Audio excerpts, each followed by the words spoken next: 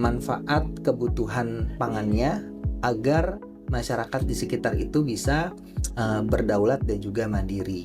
Menjaga kestabilan harga produk pangan, kita bisa memaksimalkan potensi yang ada di sana, sumber daya alamnya dan juga bahan baku yang bisa kita gunakan dalam menjaga ketahanan pangan dan juga menguatkan produksi pangan lokal yang ada di wilayah itu sendiri. Kalau kita berbicara di Kepulauan Mentawai, memang komunitas adat di sini memiliki peran penting juga dalam menjaga kearifan lokal.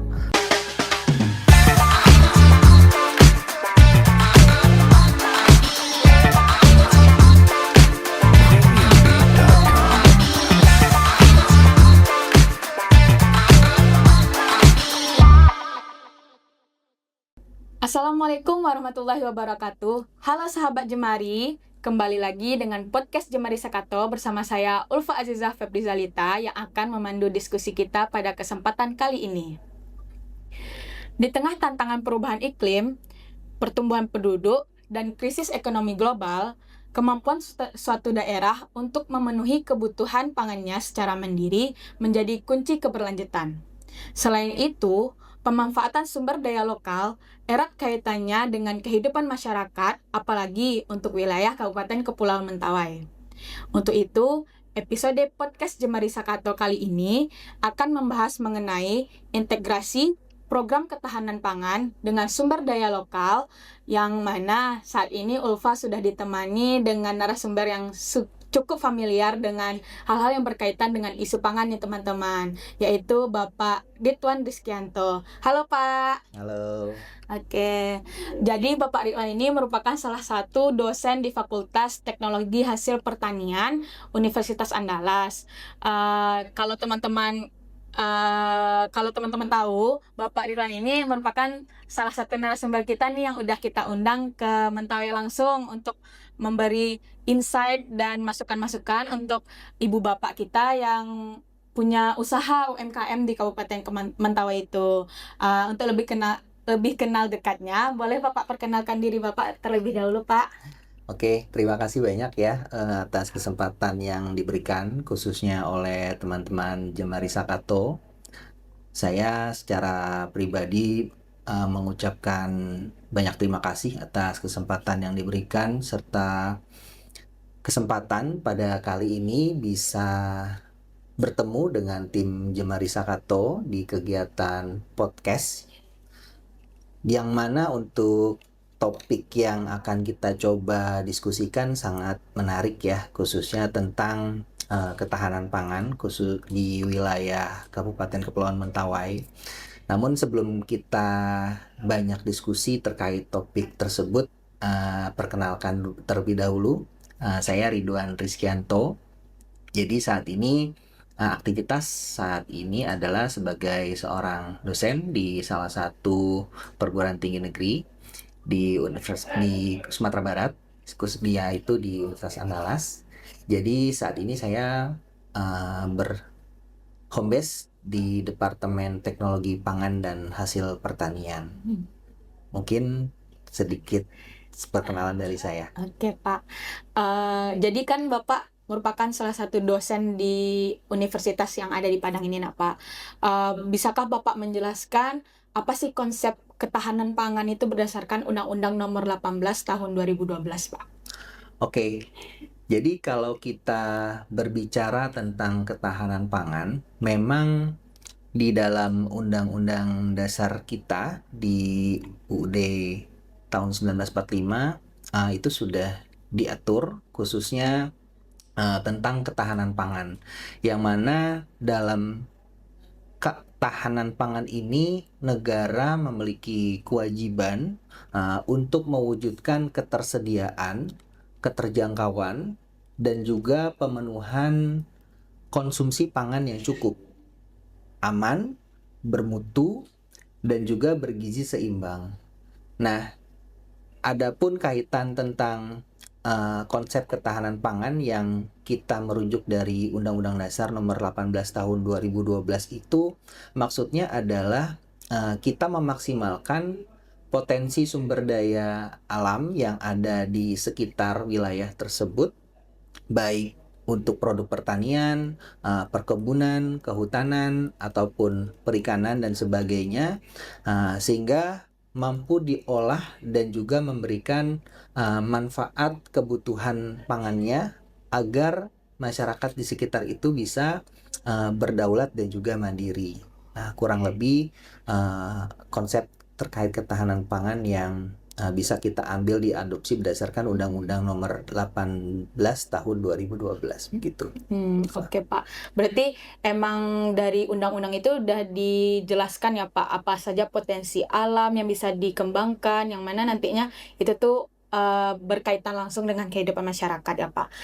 Untuk menelisir hal itu, menurut Bapak apa sih program utama pemerintah Indonesia yang mana itu tuh dapat meningkatkan ketahanan pangan itu sendiri gitu Pak? Oke, jadi menarik ya kalau kita berbicara tentang program-program yang sudah dilakukan oleh pemerintah Indonesia dalam mengupayakan ketahanan pangan itu sendiri. Jadi memang diantaranya program yang sudah dilakukan yaitu adanya peningkatan produksi dan juga infrastruktur dalam mendukung ketahanan pangan itu sendiri. Lalu di Kementerian Pertanian pun ataupun di lembaga terkait itu sudah melakukan yang namanya diversifikasi pangan. Lalu ada kegiatan terkait distribusi dan juga stabilisasi harga, khususnya di harga pangan begitu, sehingga bisa menjaga kestabilan harga produk pangan. Dan yang terakhir, yang menurut saya ini adalah terkait pemberdayaan dan juga kesejahteraan petani. Dan ini menjadi salah satu faktor yang bisa kita pakai khususnya dalam menjaga ataupun berusaha untuk mempertahankan ketahanan pangan itu sendiri. Oke. Berarti Pak, sebenarnya dari program-program itu tuh kita lihatnya sangat bermanfaat dan hal positif sekali ya Pak. Bahkan itu tuh ada menyangkut tentang petani juga ya Pak.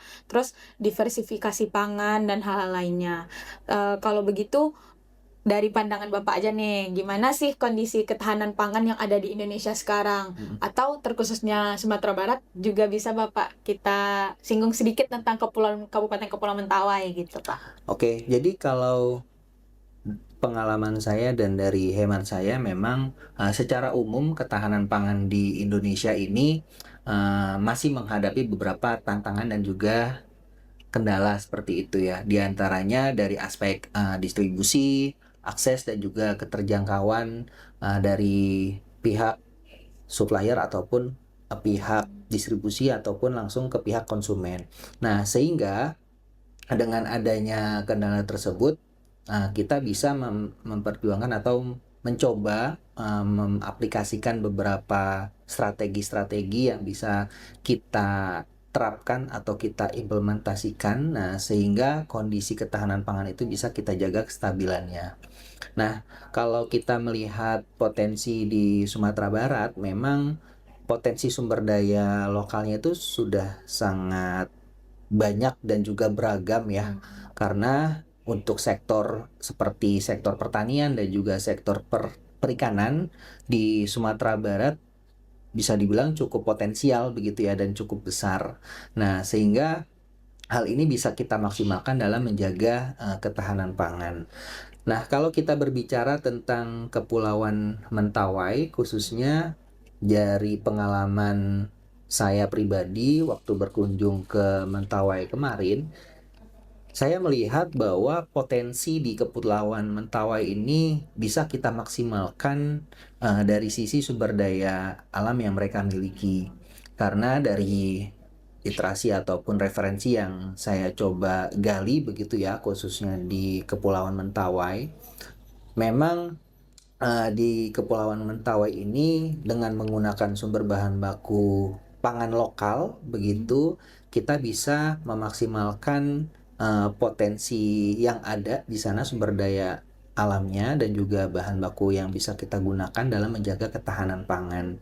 Nah, sehingga dalam proses kegiatan tersebut perlu kita fokuskan pada beberapa kegiatan diantaranya adalah kegiatan pengembangan produk lokal, lalu juga kita mencoba meningkatkan kapasitas masyarakat itu sendiri, dan yang terakhir mungkin bisa kita maksimalkan dari sisi pendistribusian begitu ya, sehingga masyarakat di Kepulauan Mentawai pun tidak bergantung dengan sumber daya yang mereka dapatkan atau yang mereka cari dari luar kepulauan, seperti itu.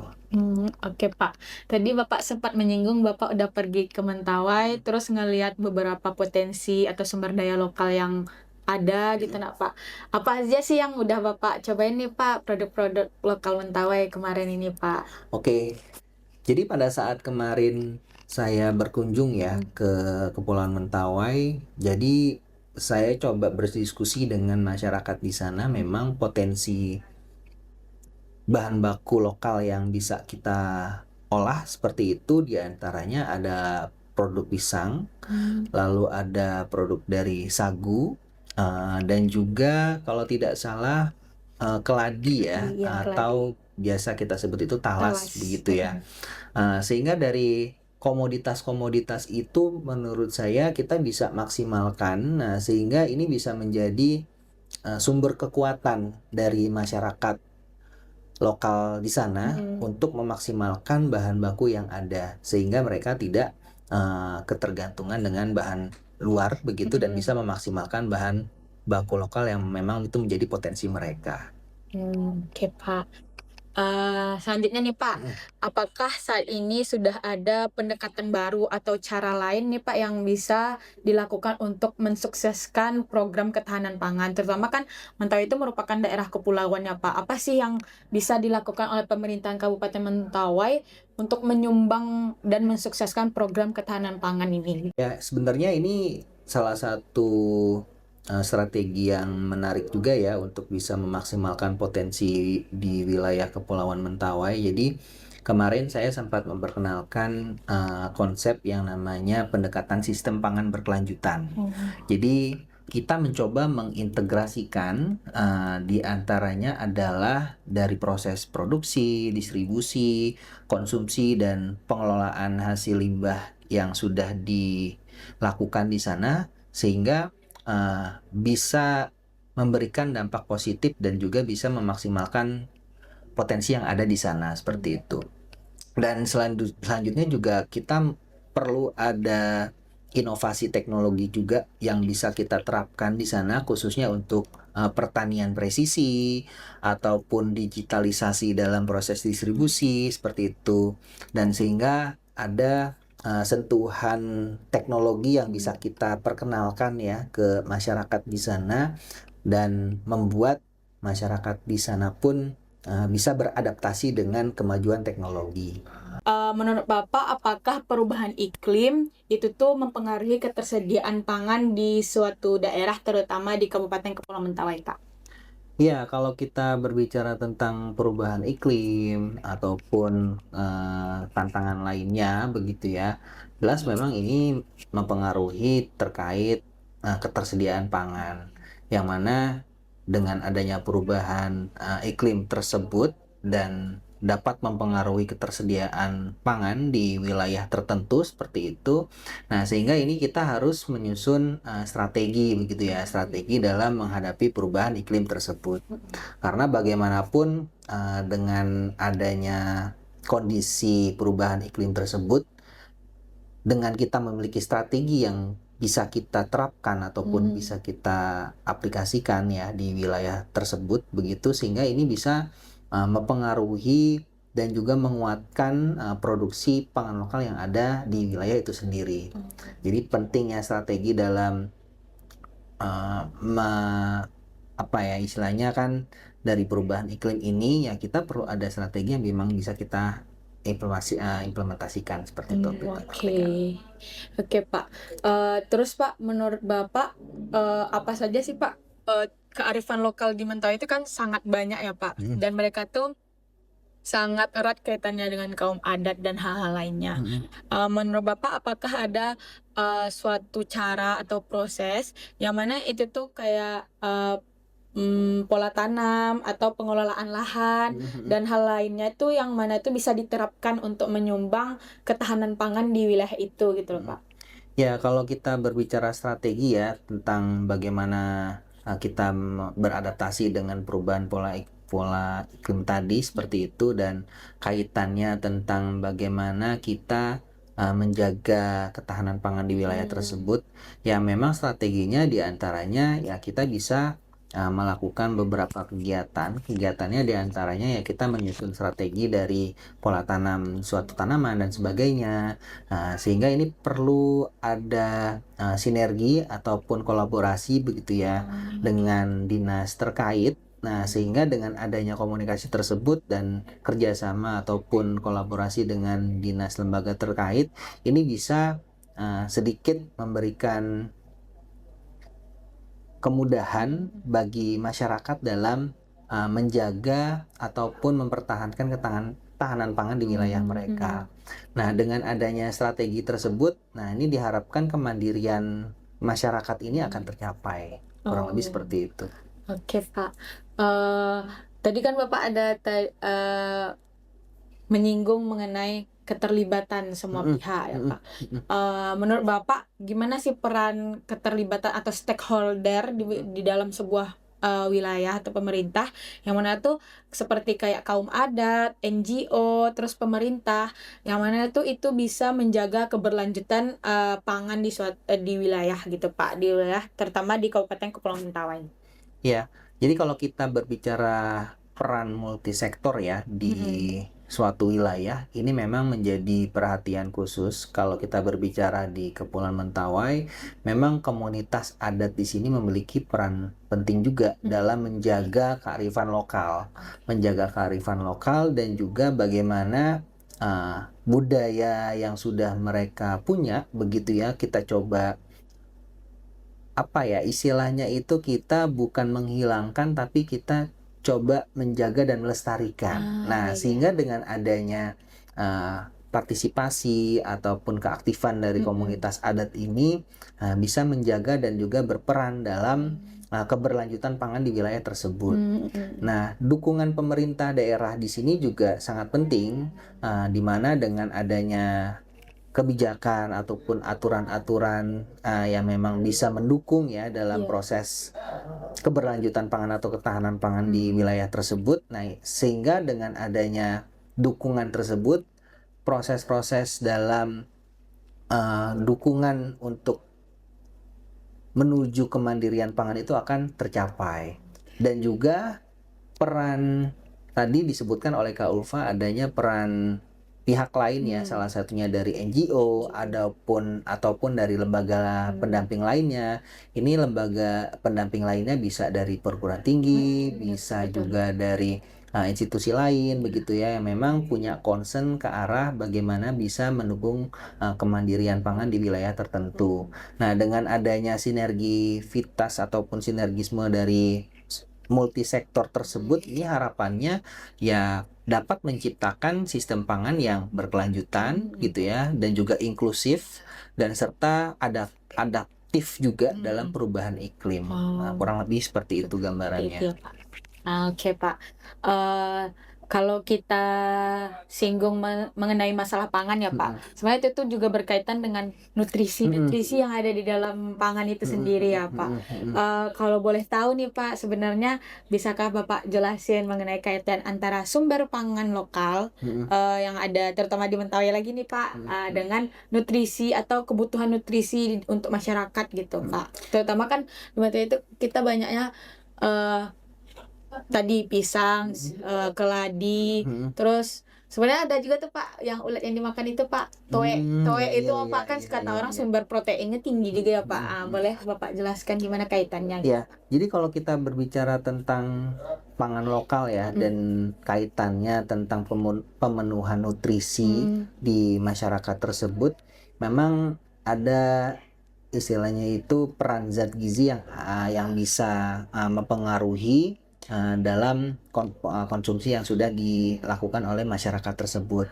Nah, dengan adanya pemanfaatan pangan lokal tersebut seperti itu ya, baik menggunakan bahan baku seperti pisang, keladi ataupun sagu, bahkan bisa kita kombinasikan dengan hasil perikanan ataupun hasil laut, baik ikan-ikanan dan juga, sebagainya. Karena bagaimanapun di Kepulauan Mentawai ya, dan melihat potensi di sekitar untuk hasil lautnya juga melimpah. Nah, ini bisa menjadi salah satu opsi juga dalam aneka-ragaman gitu ya pola konsumsi masyarakat sekitar. Nah, dengan adanya pola konsumsi yang beragam tadi, nah sehingga ini bisa menghasilkan begitu ya pola makan yang seimbang begitu, dan juga bisa berkelanjutan juga, sustainable begitu, dan berbasis budaya. Artinya kita menjaga budaya lokal yang ada di Kepulauan Mentawai tanpa harus menghilangkan budaya tersebut. Nah, sehingga ini sangat menjadi concern juga ya, khususnya dalam pengembangan produk pangan lokal ya, khususnya di wilayah Mentawai. Kurang lebih seperti itu, Kak Ulfa. Oke, Pak. Ke selanjutnya nih, Pak. Dari yang Bapak lihat, dari kacamata yang bisa Bapak lihat dan sudah pergi ke Mentawai kemarin, apa sih, Pak, contoh teknologi, inovasi teknologi yang bisa kita terapkan untuk meningkatkan ketahanan pangan berbasis lokal di Mentawai gitu, Pak? Ya, jadi dari pengalaman saya kemarin begitu ya, melihat antusiasme masyarakat di sana yang cukup tinggi, yang menurut saya ini sangat positif sekali begitu ya. Nah, sehingga ini kita bisa maksimalkan dengan adanya semangat teman-teman di sana untuk bisa berinovasi dalam pengembangan produk yang ada di sana. Nah, salah satunya adalah bisa kita mencoba mengaplikasikan atau mengintegrasikan berbasis teknologi tepat guna. Artinya dengan adanya sentuhan teknologi, baik teknologi processing ataupun teknologi IoT dan sebagainya, ini bisa kita perkenalkan ke mereka. Namun di satu sisi kita juga harus memperhatikan yang namanya bisa dibilang adalah penerimaan dari sisi masyarakat itu sendiri terhadap teknologi yang kita bawa ke mereka. Nah, harapannya dengan adanya pendekatan-pendekatan secara persuasif ataupun pendekatan secara personal begitu ya ke kelompok masyarakat di sana. Nah, sehingga teman-teman masyarakat di sana sudah mulai mau berinovasi dalam pengolahan produk. Nah, di samping dari pengolahan produk pun ya kita juga bisa berinovasi dari sisi distribusinya, baik dari sisi marketing dan sebagainya, desain kemasan dan sebagainya, seperti itu, sehingga teman-teman masyarakat di sana sudah mulai melek juga terhadap pasar ataupun konsumen yang akan mengkonsumsi produk mereka. Kalaupun mau dikonsumsi secara mandiri begitu, nah ini juga bisa memberikan alternatif ya, di samping mereka melakukannya secara tradisional. Kurang lebih seperti itu kalau Pak. Oke, Pak. Ini maaf, Pak, sedikit Opa mau nanya ya, Pak. Kan Bapak udah pergi ngeliat beberapa produk masyarakat di Kabupaten Kepulauan Mentawai di koperasinya kemarin ya, Pak, koperasi UMKM-nya. Menurut Bapak, ada nggak ya, Pak, potensi produk-produk Mentawai itu tuh tidak hanya dipasarkan di pulau itu saja, tapi bisa dipasarkan ke tempat lainnya gitu, Pak? Ya, jadi kalau kita berbicara produk lokal ya, produk lokal di wilayah Mentawai, kemarin saya sempat melihat banyak produk juga di salah satu istilahnya adalah tempat yang menampung begitu ya produk-produk lokal di wilayah Mentawai. Nah, di antaranya kemarin saya melihat ada olahan dari keladi ya, olahan pisang, dan juga olahan sagu juga begitu. Dan ini menurut saya juga jadi potensi juga. Potensinya untuk apa? Untuk diversifikasi produk. Jadi Kepulauan Mentawai ini bisa dibilang sebagai tempat produsennya seperti itu dalam produsen sebuah produk yang akan dibuat seperti itu, dan bisa menjadi sumber bahan baku yang digunakan untuk pihak lain seperti itu. Nah, sehingga ini bisa dimanfaatkan. Jadi harapannya dengan adanya inovasi dan juga diversifikasi produk tadi, ini bisa memaksimalkan potensi yang ada di Kepulauan Mentawai. Kurang lebih seperti itu. Oke, Pak. Sebelum kita menutup diskusi kita Mhm, hari ini, mhm, Bapak ada harapan nggak, Pak, saran atau masukan mhm. untuk, ketahanan pangan di wilayah Kabupaten Kepulauan Mentawai, Pak? Ya, jadi dari pengalaman saya kemarin ya, Mhm, itu adalah mhm. pengalaman pertama saya berkunjung ke Kepulauan Mentawai dan melihat potensi yang ada di Kepulauan Mentawai ini, saya melihat bahwa Kepulauan Mentawai mereka Mmm, bisa mandiri dan juga bisa berdaulat. Artinya dengan sumber daya lokal yang mereka miliki, mhm, potensi yang mereka miliki seperti itu. Nah, sehingga ini bisa menjadi penguatan pangan lokal yang ada khususnya di masyarakat itu sendiri. mhm, Nah, sehingga dari penguatan pangan lokal tersebut bisa berkelanjutan, bisa sustainable mhm. begitu dan juga berbasis kearifan lokal. Oh, Nah, harapannya ke depannya mudah-mudahan dengan adanya sentuhan dari pihak Jemari Sakato di sini dengan melalui proyek treatment tawa ini, kegiatan pemberdayaan masyarakat dan juga pengolahan produk berbasis pangan lokal ini bisa lebih maksimal seperti itu dan saya juga berterima kasih banyak juga atas kesempatan yang diberikan ya sehingga kita bisa mencoba berkolaborasi mhm, dengan ekspertis kita mhm. masing-masing untuk menuju ketahanan pangan khususnya di wilayah Kepulauan Mentawai. Oke.